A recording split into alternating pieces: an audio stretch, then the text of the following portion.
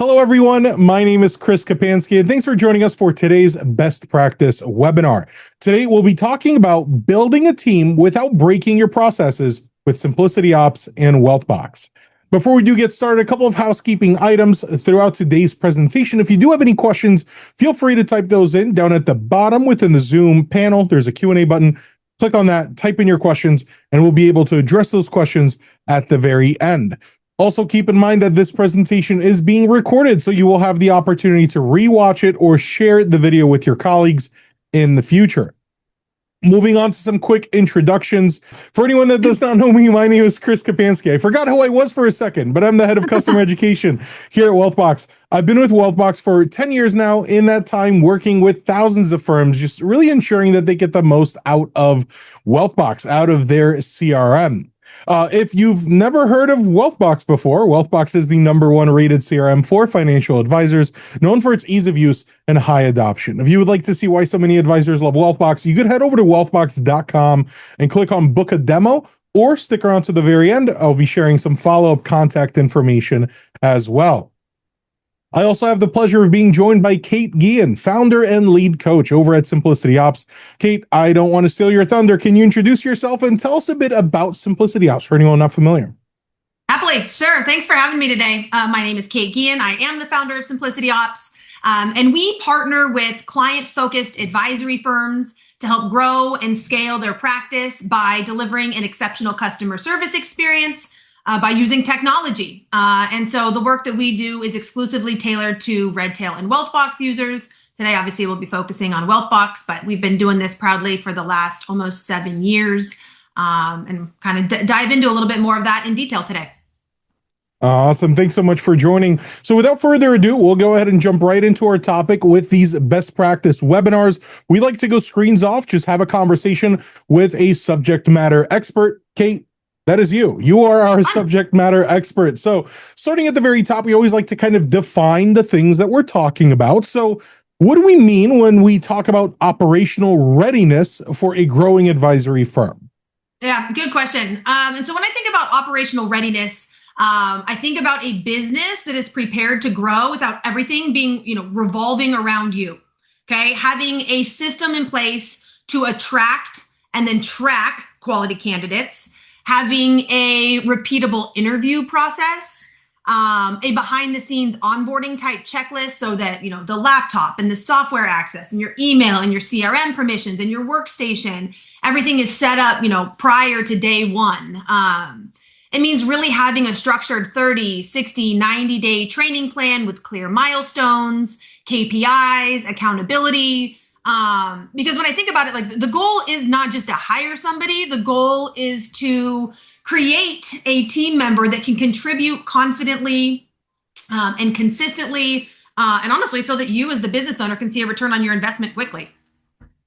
Sure. Yeah, I'm sure a lot of folks that are here are thinking to themselves, there's only like 2 of us. I don't need this whole plan, right? I don't need this crazy advanced process. At what point in a firm's growth does that process structure stop being a nice to have and really become essential? Yeah, it's a good question. And I think it's a lot earlier than most people think. The mistake that I see made often is that people wait until they're completely drowning to focus on the systems and the back end process that makes it all happen. Because when you're strapped and you're underwater, you and I both know this, it's really hard to do the right thing and take a step back and document those processes.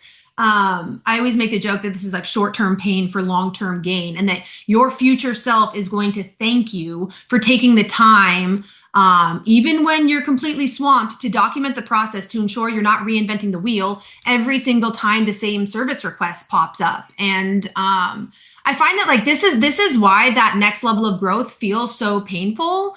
It's because the infrastructure was never built to support it. And so that's when you and I hear people saying like, oh gosh, I just put out fires all day. My team keeps asking me the same question, or like, I can never get ahead of things. Things are slipping through the cracks. And it's because they've waited until that moment when they're completely drowning. You have to put the system in place first.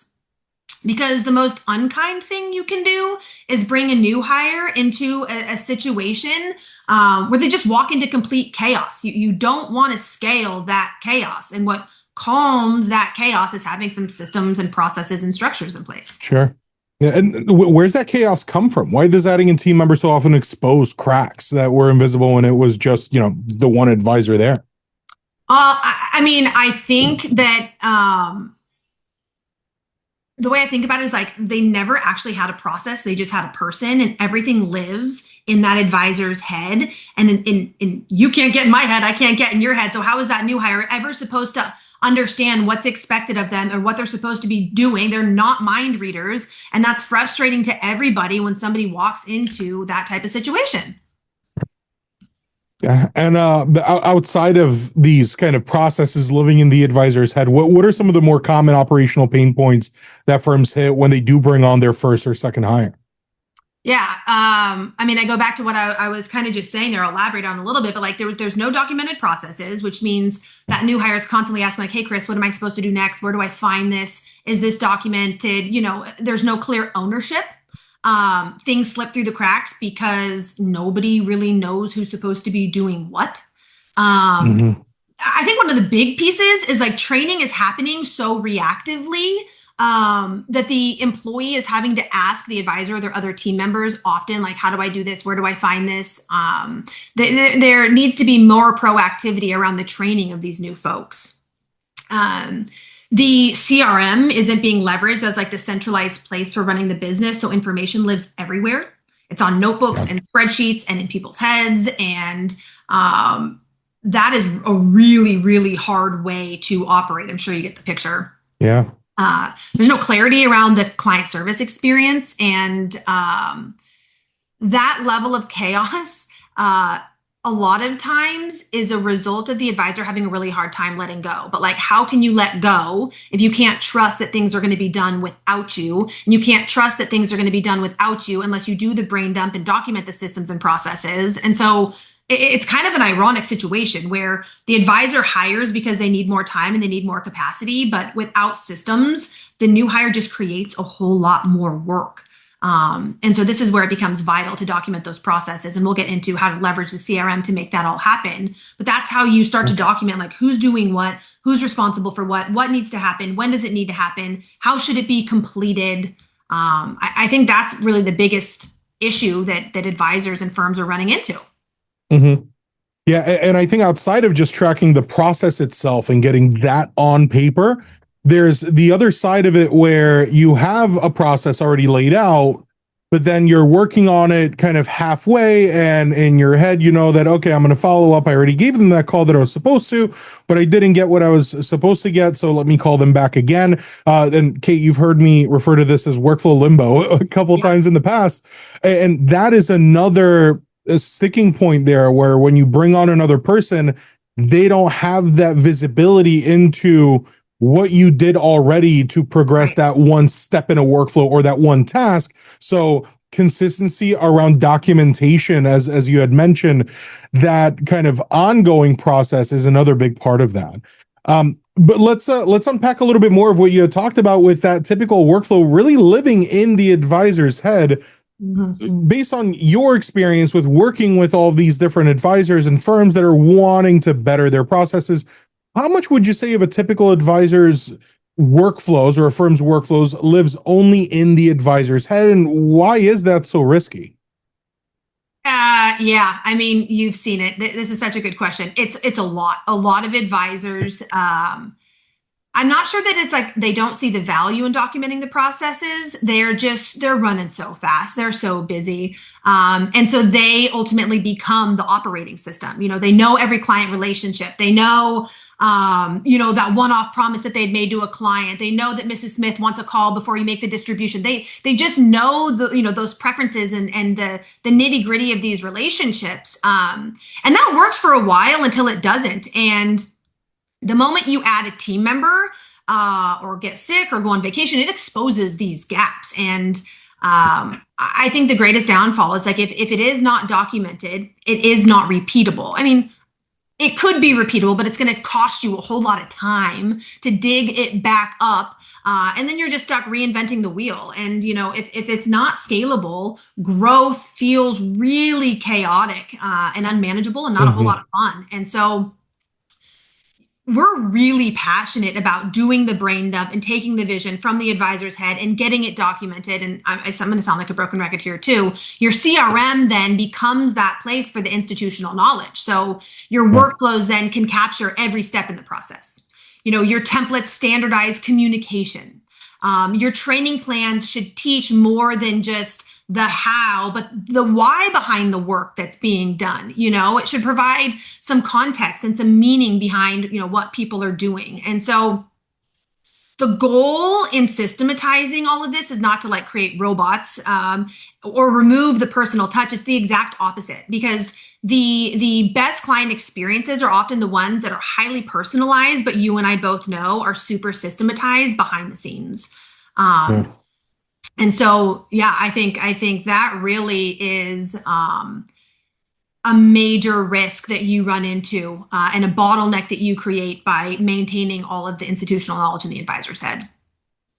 Yeah, and I hope this isn't true. If my advisor was on this session, I would definitely point to them directly, because every time I talk about a CRM, they mention I only have a handful of clients that I work with. I don't even need a CRM. And I think that's such a common thing that comes up with smaller firms, and it becomes a bigger issue when they do try to grow. So definitely does make sense. How does that affect the client experience? What happens to the client experience when ownership and handoffs aren't clearly defined? Oh yeah, clients can feel it. You and I have both been on the receiving end of that. It might not be immediate, but they always feel it. The delayed response, or nothing drives me more nuts than being beat to the punch. You tell them you're going to do something and they have to follow up with you. That starts to build frustration and that lack of consistency. If I don't know about you, but nothing drives me more nuts than calling any sort of service provider and getting two different answers. It immediately erodes trust in that organization. And in our industry where, trust is the entire product, those little moments are imperative. They either erode the trust or they deepen the trust. And so, I kind of hinted at this earlier. The best client experiences are highly personalized, but super systematized, kind of behind the curtain. Yeah, couldn't agree more. Why would you say that, in some instances, I've seen this happen time and time again. Why do good hires sometimes still fail simply because the firm wasn't set up to support them? Oh, I'm so glad you asked this question. And I'm going to do a super shameless plug. It's exactly why we created the Simplicity Ops Academy, to solve this issue. This was me when I joined the industry. Quality people join organizations that don't have the tools to set them up for success, because these firms are underwater. They desperately need help. They're completely overwhelmed. But then, they bring in the new employee because that seems like the most logical thing to do. And that person shows up on day one and it's like, okay, great. What's next? There is no training roadmap. There are no documented processes. There's no clear expectations, no regular feedback. And then 6 months later, I hear, unfortunately that person has moved on. They were not a good fit. And I'm like, okay, were they really not a good fit? Or was the environment, did we fail to create an environment to help them succeed? And so the best, most dialed in firms, just they don't leave new hire onboarding to chance. They treat it very much like a client experience. They are very intentional. They map it out before the employee's first day. All the technology is ready to go. Their workspace is prepared. There's very clear metrics that indicate success in the first 30, 60, 90 days. They have an onboarding partner. You get what I'm getting at here. They pour their heart and soul into ensuring that employee's first, experience within the organization is pleasant, in a place where they feel empowered and supported to grow. Right. Yeah, and I think, and it's not at any fault of the advisor or the business owner, but I think a lot of time they grow the business and then hire someone as a reaction instead of, I'm ready to grow. Let's now kind of build out this foundation, which is why these processes and the documentation is so important. I think there's a saying for putting the cart before the horse, I think is I'm not good with sayings like that, but that's exactly what that is, right? It's you're reacting to more business and you're bringing someone on and everything is so overwhelming. And I'm glad you talked about the Simplicity Ops Academy. And I know we're going to be taking a look at a specific workflow here in a minute, but leaving the tools aside, let's still kind of go back in time on pen and paper land. what should a firm document, or kind of how should that firm document or define their kind of processes to prepare for that delegation? What are the things, or how should a firm really be thinking about that delegation so that when they bring on a good hire, they stick around and they actually fit in well? Yeah, I think it's a good question. And well before you're ever jumping into the CRM or touching any of the technology, you got to whiteboard the process. And whiteboard, you and I both know, is just like rough drafting. Okay. Yeah. Whether it's like physically on a whiteboard or a Word document or whatever you want to call it, you need to answer some very basic questions first. What is the desired client experience? What are the repeatable processes that this person is going to be responsible for? We're going to get into workflows in a second, but a workflow is anything done more than 3 times. It has more than 3 steps. What are you doing more than 3 times? It has more than 3 steps. Who's owning what? I always say, because when everyone owns something, no one owns anything.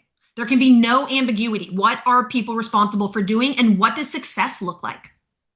You need to define expectations, because if expectations aren't set by you, they're assumed by them. Okay. And we all know how that goes, right? And then who's going to train and hold the team accountable? So, we've built resources internally, like an internal knowledge base, or we're leveraging school for the Simplicity Ops Academy, but there needs to be some sort of training plan in place to hold them accountable, to show them what success looks like. And then you take it to the technology, because the magic isn't the workflow or the fancy technology per se. The magic is the thought and the intentionality behind the workflow. The CRM just simply becomes the vehicle for bringing it all to life, right? And that's where the firms really start to create capacity, is by not relying any longer on like memory or heroics, and they start actually running a business built on structure, consistency, and I think accountability is a really huge piece of it. Yeah, perfect. And that actually addresses the next question that I had. So I'll skip the next kind of topic on delegation ready process. But I wanted to ask you to speak a little bit more to how firms should think about role clarity and ownership as they scale. How should they actually be kind of approaching that? Yeah. And so when you're a smaller organization, being flexible is your superpower. Everybody can wear multiple hats. People need to be team players and jump in wherever they're needed. And that scrappiness, it often is what helps businesses initially grow. But keep in mind, what got you here is not going to get you there. And you need to apply that flexibility to various growth points in your business, because if you notice that revenue starts to plateau, it's time to look internally at your systems and processes. It's usually about the same time that you're like, we've all done whatever needs to get done to get the job done, but that ultimately becomes a liability because it creates confusion. When you add more people into the mix, when you add more client accounts, or client relationships, complex relationships. And when the owner is unclear, things either start falling through the cracks, or it just defaults back to the owner being responsible for everything. And it's really expensive for that person to be doing the lower level, lower value work. And so though none of those outcomes are good for a scaling business, right? So as firms start to grow, clear lanes and accountability become very, very, very important. And so you need to get clear on what are everybody's core responsibilities. What decisions can people make on their own? What decisions require escalation? And really getting clear on what success looks like in each role. I feel like that's something that people don't focus nearly enough on, is like having very clear KPIs on what it means, like, to be done, and how will performance be measured. And that, again, is where systems become really helpful, where CRMs become really helpful, because every workflow task now has an owner. The process has very clear handoffs, and everybody knows what's expected of them. And I think that's a huge piece. Like, all of us come to work every day just wanting to do a really good job. And we want to know what it looks like to meet and exceed expectations. And the best way to do that is with clarity and having documented systems and processes in the CRM. Yeah. And not even to mention the side of processes and the amount of time that you would save by not having to go and ask, where are we with this? Where are we Right. with that? Where did we leave off? What are we waiting on? Right? You can just look at that process in the system that you're using, whether it be Wealthbox or not. This is kind of more of a reason why you should just be tracking the process. That helps save a lot of time and a lot of uh, it just prevents items from slipping through the cracks because everyone knows where everything is. So let's now actually get into talking about our tools. I'll start with Wealthbox because Kate, you're going to show us a little bit of a workflow in Wealthbox. So I'll define some of these things first. So Wealthbox as your CRM is where all of your standardization really lives. Wealthbox, or just generally your CRM, is your operating system. That's where you want these standardizations to exist. And that's, of course, generally how you would be tracking those standard operating procedures, whether they are internal, external, everything about your business. So I wanted to talk about some of those templates. When you go into Wealthbox and you first log in and you look at your homepage, you, of course, see the publisher at the very top, which is where you can add your notes. It's where you can assign tasks. Those two being the most common activities that you're adding could and should be templated. The consistency around how we are actually writing down our notes when we have that quick phone conversation or a more kind of flushed out client review, a note template will not only define how the conversation should take place, what are the questions that you should be asking, but you'll also have that consistency around the tagging functionality, which allows you to then easily report on those notes, on those conversations, so that when you meet with a client for your annual review, you're able to pull up a quick report and say, hey, you called us 5 times throughout the year. This is what we helped you with, right? A client really appreciates seeing what they're getting from you throughout the year when you do that annual review. Task templates, of course, is the other side of it, where a client is asking you to do something for them and it's just a one-off. It doesn't need to be a workflow. To Kate's earlier logic, if it is done more than 3 times with more than 3 steps, that's a workflow. So if you have these one-offs, create task templates so that if you are bringing on a new member onto your team, you don't have to say, okay, when this kind of request comes in, you have to do this specific thing in this specific way. Just point them to the template. Just tell them the template is there. The template will have that flushed out description. Everything that you need to know is there already. You don't need to re-explain and redefine any of that functionality. Then as we think about those workflow templates are really, workflows are repeating business processes. That's where those standard operating procedures live. That's where it's important to take note of the ownership and those handoffs, because it's the workflow that holds your hand throughout the entire process. You'll be able to see, again, from that kind of visibility perspective, you'll be able to see what was already done, when was it done, who completed these items, but then you're also able to see what is currently outstanding. What are we needing to complete right now?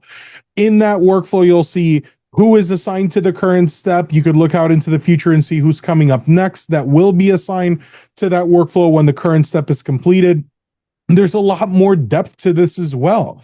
There's conditional logic with outcomes that allow you to branch the process to go down a different path based on what your client says. There's another specific feature I wanted to point out as well: subtasks. Subtasks allows you to have these really more nuanced checklists in your workflow step, so that you don't have to break it down into having a 100-step workflow. You can have a general workflow step that walks you through all the things that you should be doing when you're working on that step. There's workflow actions in here. There's the ability to dynamically set due dates or set a static due date. There's a ton that you could do here from a more advanced perspective. But because of the depth of workflows, I always like to point out, first of all, how easy it is to create these workflow templates. When you're starting from scratch, you're adding the steps, and it's like adding individual tasks. What needs to be done, when it needs to be done, who needs to do it. And then you just connect the dots. It's a super straightforward process. But if you're not wanting to build out your workflow from scratch, you have access to multiple different libraries here. Specifically, the Wealthbox library is going to be 10 pre-built workflow templates that you can duplicate tweak to your own liking. And that's exactly why we have Kate here as our subject matter expert, because Kate has a workflow to show you all. And I'm not going to steal the thunder from that, but Kate might have something to share with everyone. But with these templates, you're able to duplicate it and not start from scratch. You're not reinventing the wheel.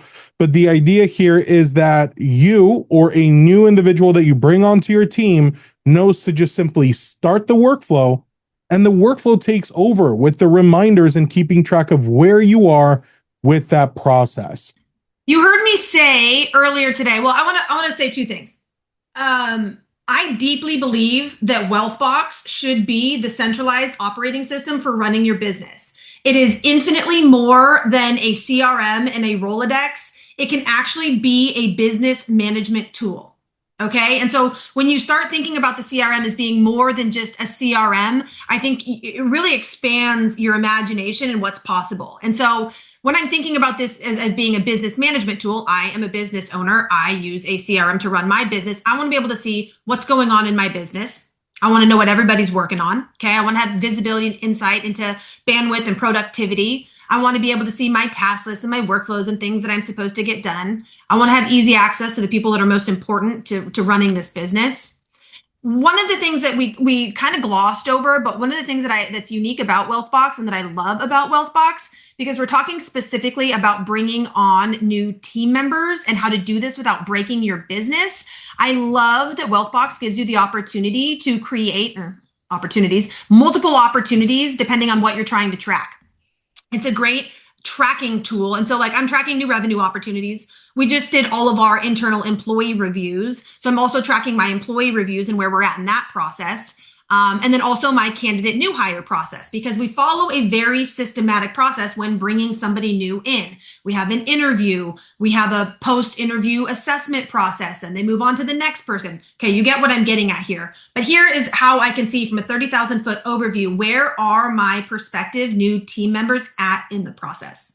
And then we use workflows to run the process. And so I wasn't kidding when I said a workflow is anything done more than 3 times that has more than 3 steps.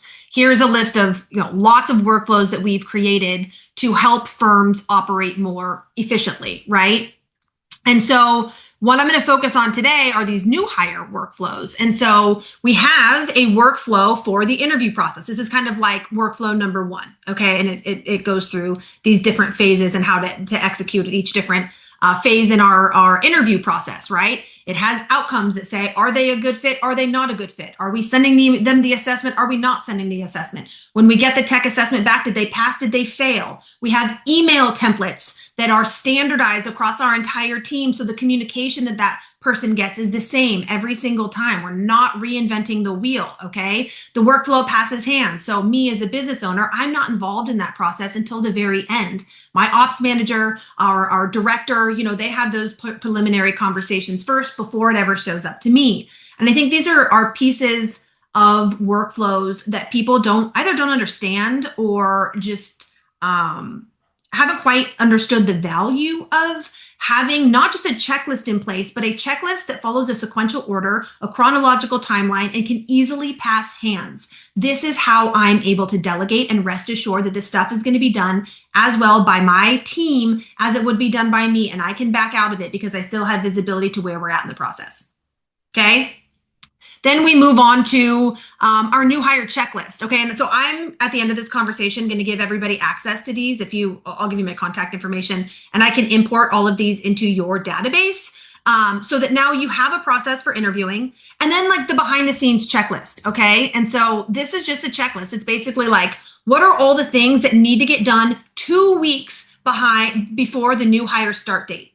I don't know about you guys, but nothing is more stressful than realizing your new hire starts on Monday and it's Friday and you're making sure that their workstation is set up and that their printer is connected and that you have all your ducks in a row to look somewhat dialed in before they show up on Monday. We have to get ahead of this stuff. Okay. And so this example is just linked to a contact owner. But you can have, your ops person do a piece of this. You can have your HR person do a piece of this. It can pass hands. So we're all working on this simultaneously 2 weeks before our new hire starts. Okay. And then we move on to, so once We've gone through the interview process. We've done all the back end stuff to get them prepared. Now we need to welcome them aboard. And this workflow, let me scroll back down here. Sorry for all the scrolling. We think about new hire onboarding in a couple of phases. Okay. First is the training phase. You can see how we have it here. The training phase, the shadowing phase, the doing phase, and the owning phase. And we basically have set up a 12-week or a 30, 60, 90-day plan to teach them how to be successful in their role, first by training, then they're shadowing, then they're doing the work, and then they're fully owning pieces of the process. And so I want to kind of dial in on this a little bit. And Chris, you can talk about some of the nuances, but let's just say my boy Dwight Schrute is starting. Okay. We use this workflow when a new CSA is starting. Let's just say let's say today's his first day. Okay. I'm going to start this workflow. Ignore all this junk. This is my demo database, so it's not super well maintained, but you can see here, okay, week 1, we're going to start with training. All right. And here's all of the things. Imagine being a new hire, sitting down and being like, okay, here's what I'm expected to do week 1. I need to review roles and expectations. Okay. And I can have Loom videos in there. I can have links to our internal knowledge base that show me how to do things. We need to review all the systems that we use. You can have an accountability buddy that says, the person that's an expert on these systems on my team, it's our Kitty. Kitty, she's a rock star on everything that we do behind the scenes. You need to find some time with Kitty on the first week to sit with her and go through, the CRM and your portfolio management tool and your financial planning tool. You are brand new to the industry and you don't speak advisor yet. You need to be working through the Simplicity Ops Academy that teaches you how to speak advisor and be an exceptional client service associate within an investment advisory business. Okay. You got to review our best practices. What I think is really cool, about this is you can see, like, I have links, hyperlinks in here to where things are and how to get things done. I mentioned you could have Loom videos in there.